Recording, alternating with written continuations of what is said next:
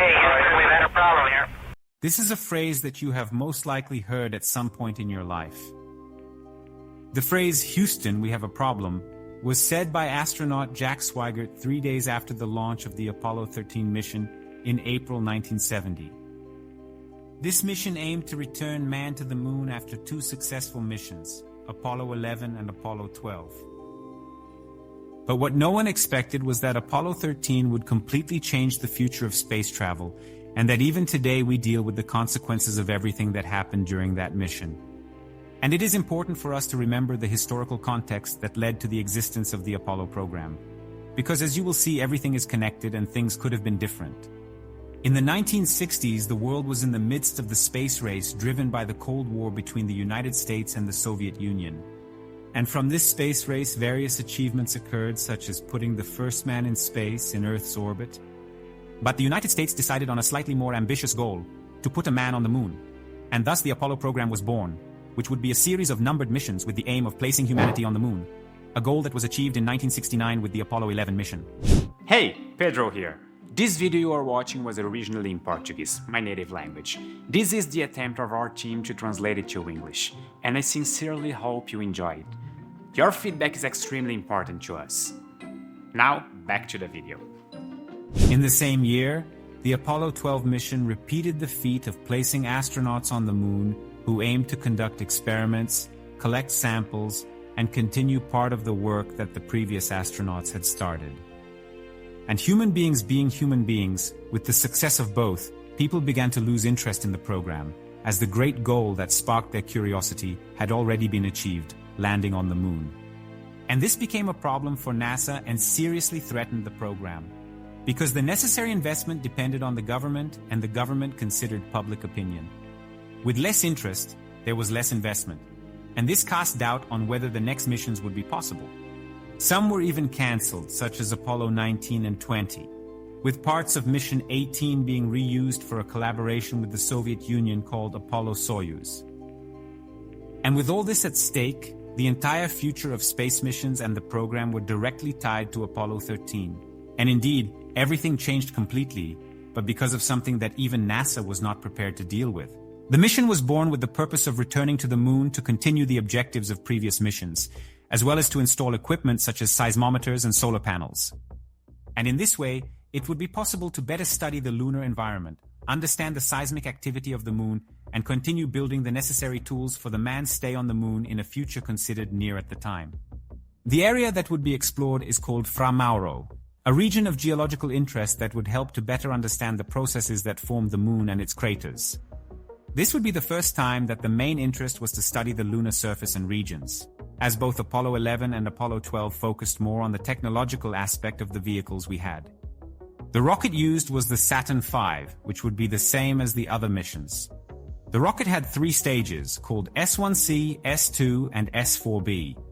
Each stage represented a set of parts and engines that would burn the fuel to the end and separate from the rocket, initiating the next stage. As fuel, liquid oxygen was one of the oxidizers. So you can already get an idea that oxygen was an important component in various stages, from the launch to the maintenance of the astronauts' life support system. All missions of the program used spacecraft with 3 parts: a command module called CM, which referred to where the crew stayed and controlled the spacecraft; the service module, or SM, for the spacecraft's support and propulsion systems; and finally the lunar module, LM, which would take 2 astronauts to the lunar surface. The project was designed in such a way that upon reaching the moon, 1 crew member would remain controlling the command and service module, while only 2 would go to the surface of the moon. And on this mission, the astronauts designated to go to the moon were Commander Jim Lovell and pilot Fred Hayes of the lunar module called Aquarius. The initial idea was for pilot Ken Mattingly to be responsible for the command module, which was named Odyssey. And in this way, the mission would follow protocols and a schedule very similar to those of the preceding missions, which were successful. Follow the trajectory to lunar orbit, land the lunar module while the command and service module would remain in orbit, and then return to Earth with gravitational assists from the moon itself. The success of this entire schedule was necessary for NASA precisely because of the political and economic context the agency was in at the time. However, the launch of Apollo 13 dealt with public disinterest, with viewership numbers not even reaching 10% of those for Apollo 11. But what NASA did not know yet was that these numbers would increase, and they were about to experience a unique moment in history that even they did not expect. The launch took place on April 11, 1970, and things had already started to go wrong before and during the launch. The first problem arose when Charles Duke, who was the backup pilot for the lunar module in case Fred Haise couldn't go, contracted rubella 7 days earlier. Since the crew members, both the primary and the backups, trained together in simulations, they were all exposed to the disease. Of all of them, only Ken Mattingly had not been immunized against rubella and had to be removed from the mission just 4 days before the launch when the backup Jack Swigert took his place. According to the protocol, the entire official crew would have to be replaced by the backup crew. But since Charles Duke was sick, the protocol had to be altered, keeping 2 official crew members. And an interesting fact, fortunately, Mattingly did not end up contracting the disease and participated in Apollo 16 along with Charles Duke. Thus, the astronauts aboard the Saturn V were Jim Lovell, Fred Haise, and Jack Swigert. But the problems didn't stop there, and as you will see, they had actually started years earlier, becoming a cascading effect. About 5 minutes after the launch, another error occurred when one of the engines of the second stage, the S2, stopped working 2 minutes before the start of stage 3.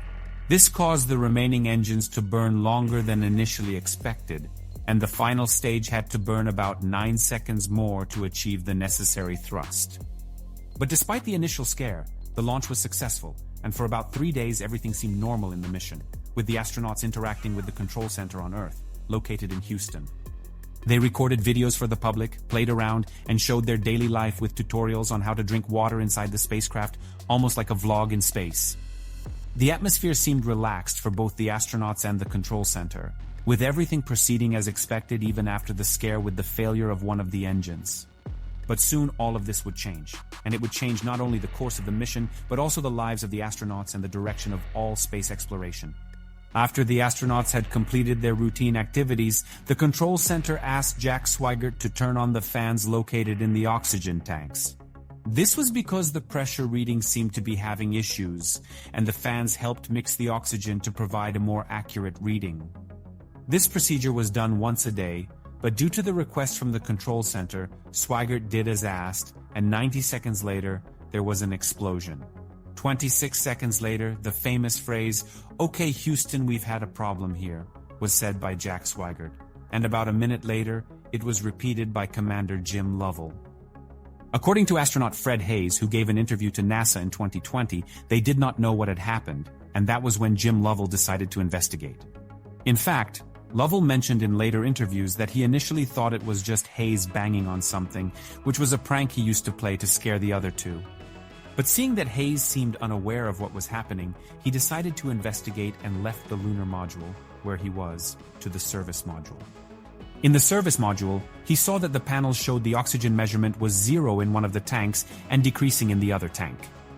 The explosion of one of the tanks hit the other, and both ended up being damaged, causing the oxygen to escape. And this made Lovell look out the window and realize that the oxygen was escaping from the spacecraft at a high speed. Within minutes, the mission turned into a survival mission, and landing on the moon was out of the question. It would be necessary to use all the fuel cells for this, and since the cells needed oxygen to function, they only had a few hours of duration left. Fred Haise said that, at that moment, the feeling he had was one of disappointment because he knew that landing on the moon would be impossible. With the oxygen issue becoming critical, the spacecraft had several of its functions turned off to save battery and maintain only the necessary functions. For example, the oxygen needed to keep the astronauts alive.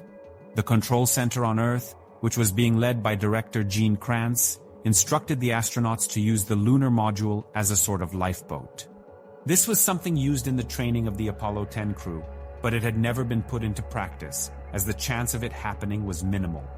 One of the problems was that the lunar module was designed to accommodate only 2 people at a time, and in this case, it would have to accommodate 3 people for an indefinite period. Another problem was that the lunar module did not have the same controls as the command module. Because of this, Jim Lovell had to copy the commands by hand before returning to the lunar module with Fred Haise and Jack Swigert. The initial idea was to return to Earth without getting closer to the moon. But Kranz and his team on Earth concluded that this would be impossible due to the amount of fuel required. Kranz and a team of physicists and astronomers made calculations that concluded the best approach was to use the Moon's gravitational field as a pushback to Earth. And these gravitational assists were already used before. And even today we take advantage of the gravitational fields of the Moon and other planets to send probes even farther. Jim Lovell also did the necessary calculations to determine the trajectory, which was initially calculated for a lunar landing but now had to bypass the natural satellite. And this became even more difficult because it was impossible to see the sky and navigate by the stars, the Moon, or even the Earth due to the debris from the explosion. The changes were a joint effort between the astronauts, who were in the module, and the technicians at the control center on Earth. After completing the trajectory, the spacecraft would return to Earth in 4 days. But a burn at a point around the Moon could reduce that time and make the spacecraft land in the Pacific. The burn occurred at a point almost 400,800 kilometers away from Earth and entered the Guinness Book as the farthest distance a human has been in space. The Pacific Ocean was the priority. NASA had more bases to recover the astronauts when they landed than in the Indian Ocean, which was expected without the burn. And on the return to Earth, all non-essential systems were turned off, causing the cabin temperature to drop to values lower than 4 degrees Celsius. And this made it difficult even to sleep or rest. According to Fred Hayes and Jim Lovell, everything inside the module was damp and everything was dripping as the water had condensed, making the cold even more extreme. Despite everything being damp and dripping, the drinking water had to be rationed among the 3 astronauts inside the module, causing each of them to drink about 1 cup per day. The dehydration was severe, causing the 3 to lose almost 15 kilograms in a few days. Fred Hayes developed a urinary infection due to the extreme environment and dehydration. Since only 2 astronauts were going to the lunar surface in the original mission, they only had 2 spacesuits. In other words, it was not possible to heat everyone at the same time. They decided not to use the suit because, according to Jim Lovell, it could get too hot. So Swigert used whatever he could to cover himself. Another problem was the amount of CO2 inside the module, which was controlled with lithium hydroxide canisters to absorb it. However, the amount was adjusted for 2 people, not 3. Therefore, in a short time, the amount of carbon dioxide continued to increase. And it was thanks to the effort from Earth, together with the astronauts, that they managed to come up with a solution using duct tape. Always remember this when people say that duct tape can fix everything, even if your life is at risk in space. To return to Earth, another problem arose that had to do with the thrust for re-entry into the Earth's atmosphere. Usually part of the service module's infrastructure was used for this purpose, but it had already been jettisoned earlier. New techniques had to be quickly studied using a combination of the lunar module and command module. And in addition, a part of the lunar module had a barrel of plutonium that would be used as fuel for experiments on the Moon. So it was necessary to land in a place where the radioactivity would not cause major damage. Fortunately, the astronauts managed to land near Samoa 6 days after the mission began, which was considered a successful failure. The original mission was not accomplished, but the unique situation created by the accident made the return of the astronauts to Earth one of the most successful missions in the history of space exploration. Furthermore, the return of Apollo 13 to Earth was the second most watched space event, only behind Apollo 11 landing on the Moon. This reignited public and media interest worldwide to see how the landing would go and concern for the astronauts. But no one could have imagined that the accident would forever change space exploration. The first consequence was that the oxygen tanks were updated and their configuration was altered. The intention was to not leave them close to each other, so that if one exploded, at least the others would remain safe. Although Apollo 14 managed to accomplish Apollo 13's original mission, things were never the same again. In the long run, public opinion became negative about space missions, as Apollo 13 once again exposed the dangers of putting lives in space, and this further affected government funding for the missions. It didn't take long for the last Apollo missions to be cancelled, and returning to the Moon seemed like an unnecessary risk to many people. The investment, technology, and risk added up so that gradually the missions were stopping and the return to the Moon was left for a distant future. I say distant because it is only now, in the 2020s of the 21st century, that there are new plans to return to the Moon with the Artemis missions, which, for those who don't know, is Apollo's twin sister in Greek mythology. After the mission, investigations were carried out to understand what caused the accident.